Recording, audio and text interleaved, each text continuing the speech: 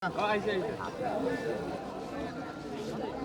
হৈছিলে বিষয়টো কোৱাচোন আজি কিহৰ কাৰণে? হয়, আমি আপোনালোকক জনাব বিচাৰিছোঁ যে ছাত্ৰ একতা সভাৰ যেতিয়াৰ পৰা আমাৰ আৰম্ভণি হৈছিল তেতিয়াৰ পৰা অধ্যক্ষ মহোদয়ে বহুতো ক্ষেত্ৰত হস্তক্ষেপ কৰি আহিছে আৰু আমি যেতিয়া ছাত্ৰ ছাত্ৰী হৈ আমি কিবা এটা ক্ষেত্ৰত মাত মাতিব যাওঁ তেতিয়াই অধ্যক্ষ মহোদয়ে আমাক দমনমূলক নীতি প্ৰয়োগ কৰি আমাক স্থগিত কৰি দিয়ে।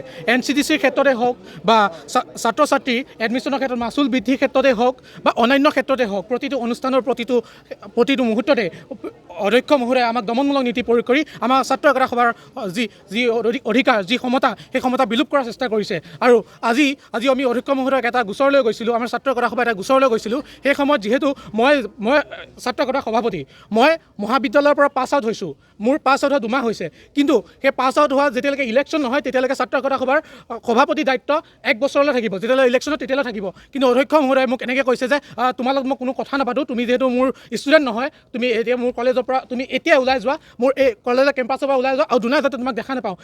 এনেধৰণৰ ব্যৱহাৰ এজন ছাত্ৰ প্ৰতিনিধিক এনেধৰণৰ ব্যৱহাৰ কৰিছে। গতিকে যেতিয়ালৈকে অধ্যক্ষ মহোদয়ে সেই কথাৰ সমান খোজে আৰু আমাৰ দাবী মানি নলয় তেতিয়াহ'লে আমি কোনোপধ্যে এই আন্দোলন চলি থাকিব।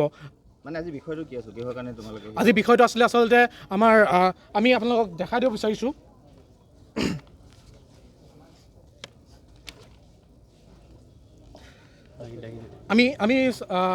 আমি আজি 2 মাহমানৰ পৰা দেখি আছোঁ আমাৰ যেতিয়া আমাৰ সাধাৰণ সম্পাদক যি আছিল, সাধাৰণ সম্পাদকৰ বহিষ্কৃত হোৱাৰ পিছত আমি 2 মাহ ধৰি আমাৰ পেড পাত ইউজ কৰিব পৰা নাই। আমি এইখন পেড পাত ইউজ কৰিব পৰা নাই, যাৰ কাৰণে আমাৰ 2 মাহ ধৰি আমাৰ কাৰ্যসূচী স্তব্ধ ৰখিছে। আমি অধ্যক্ষ মহোদয়ক প্ৰায় 2 মাহৰ পিছত এখন মিটিং কৰি পিনে অধ্যক্ষ মহোদয়ে আমাক পেড পাতৰ ব্যৱস্থা কৰিছে। যেতিয়া আমি কামবিলাক কৰিব যাওঁ তেতিয়া অধ্যক্ষ মহোদয়ে প্ৰায় কয় যে তোমালোকৰ যিহেতু জেনেৰেল ছেক্ৰেটাৰী নাই, গতিকে তোমালোকৰ এতিয়া ধৰণে অলপ তোমালোকৰ প্ৰব্লেম হ'ব, এনেকৈ কথাবিলাক কয়। আৰু বাৰে বাৰে মোক এটা কথা কৈ থাকে যে তুমি যিহেতু পাছ আউট, তুমি এইখন কলেজৰ ষ্টুডেণ্ট নহয়, বাৰে বাৰে কৈ থাকে। ঠিক আছে, তেনেহ'লে আমি এটা কথা আমি অধ্যক্ষ মহোদয়ক প্ৰশ্ন কৰিছোঁ যে যদি মই এখন কলেজৰ ষ্টুডেণ্ট নহয়, মই ৰিচেণ্টলি পাছ কৰি গৈছোঁ, তেনেহ'লে যিখিনি ষ্টুডেণ্টে আজি যুগ ধৰি সেইখিনি সময়ত তেওঁলোকে ওলাই গৈছে, সেইখিনি কি ষ্টুডেণ্ট নহয় নেকি? আৰু অধ্যক্ষ মহোদয়ে নাকৰ সময়ত যেতিয়া নাক পিৰিয়ড আহিছিলে সেইখিনি সময়ত অধ্যক্ষ মহোদয়ক যি এক্স ষ্টুডেণ্টৰ প্ৰয়োজন হৈছিল সেই সময়ত এক্স ষ্টুডেণ্টখিনি গোটেইখিনি লাগি দিছিল। কিন্তু যেতিয়া আমি নৱগত আদৰণি সভাৰ ক্ষেত্ৰত আমি এক্স ষ্টুডেণ্টখিনি মাতাৰ কথা ক'লোঁ, তেখেতে ক'লে যে নাই আমি এক্স ষ্টুডেণ্ট কোনো পধ্যে এলাও নকৰোঁ।